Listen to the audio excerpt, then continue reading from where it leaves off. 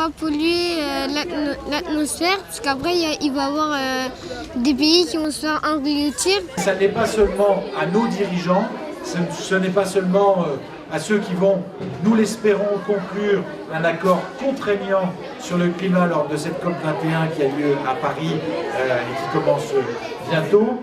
Eh bien, ça n'est pas seulement à eux de faire changer les choses, c'est aussi à chacun de nous.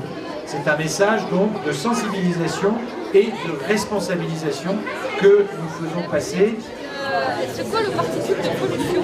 Le fil conducteur de notre COP21 à nous, c'est comment le climat peut impacter notre vie au quotidien et comment on peut s'adapter face au changement climatique. Donc c'est pour ça qu'on va trouver toute une multitude d'expositions sur 8 thématiques différentes, que ce soit la mobilité, que ce soit la biodiversité, l'agriculture, les déchets, la mobilité, l'électricité, l'énergie, la rénovation énergétique. Donc la télé, c'est pareil. Qu'est-ce qu'on fait ? Est-ce qu'on la laisse à merveille ? Non, on l'éteint.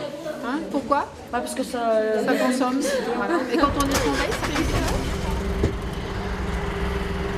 C'est silencieux alors.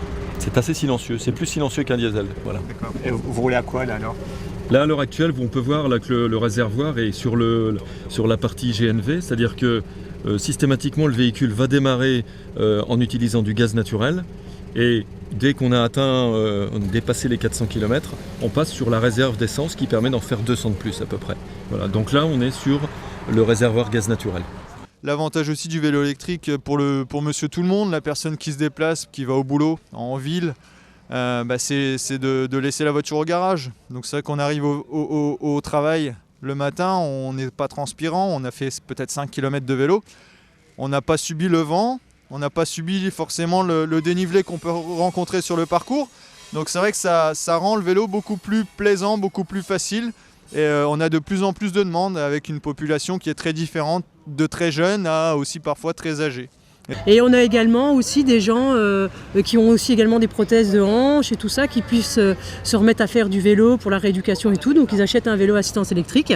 Et on a également aussi des sportifs, parce que bon, l'assistance électrique c'est aussi pour les sportifs, ceux qui veulent également faire de l'enduro. Vous savez que dans l'enduro il faut quand même monter et descendre, et dans ce type de discipline les gens ils aiment bien descendre, mais monter c'est pas trop leur fort, donc du coup ils achètent un vélo à assistance électrique et en fait ils se régalent.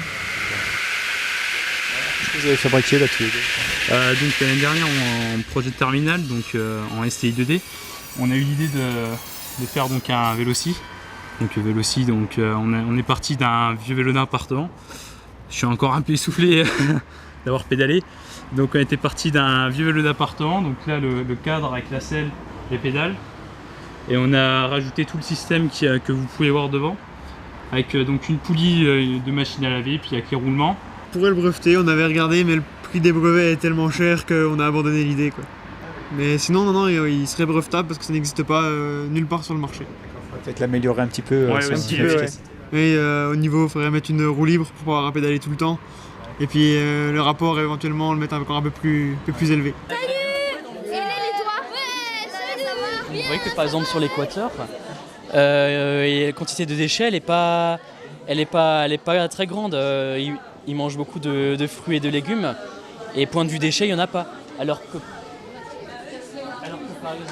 par exemple les Allemands, vous voyez qu'au niveau quantité de déchets, il y en a beaucoup plus. Donc voilà, on peut dire que les Allemands polluent plus d'un point de vue consommation alimentaire. Il y a des oiseaux, c'est pas des mangeurs de graines. Il y a des oiseaux, ils préfèrent par exemple manger des pommes ou des fruits par terre. Donc on peut mettre... ou des graines. Voilà. Ou du pain. Alors le pain, ça c'est pour montrer justement, il faut éviter de donner du pain aux oiseaux. Il y a 3 grandes classes d'isolants. Il y a les isolants minéraux qu'on connaît, les laines de verrière de roche par exemple. On a les polystyrènes et polyuréthane. Et puis on a les laines issues du végétal ou de fibres textiles recyclées, donc de matières recyclées ou également de papier recyclé. Alors c'est vrai qu'aujourd'hui c'est surtout la laine de bois dans ce type de matériaux et la boîte de cellulose qui sont utilisées le plus aujourd'hui de manière un peu alternative aux laines minérales et aux isolants de type polystyrène. Alors ce lichen, on va le trouver surtout près des... Alors j'ai expliqué les lichens, puisqu'on se sert des lichens pour surveiller la qualité de l'air. Donc j'ai ramené 3 espèces de lichens, dont un lichen qui s'appelle Xanthoria parietina, qui a une couleur jaune, qui est très représentatif en fait de la qualité de l'air en milieu urbain, puisqu'on va le trouver sur des arbres qui sont à proximité d'axes routiers ou près des champs agricoles, parce qu'il aime la pollution azotée.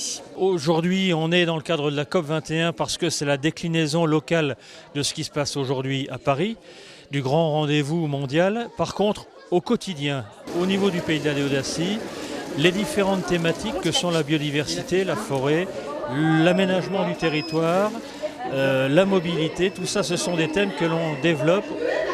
Vas-y.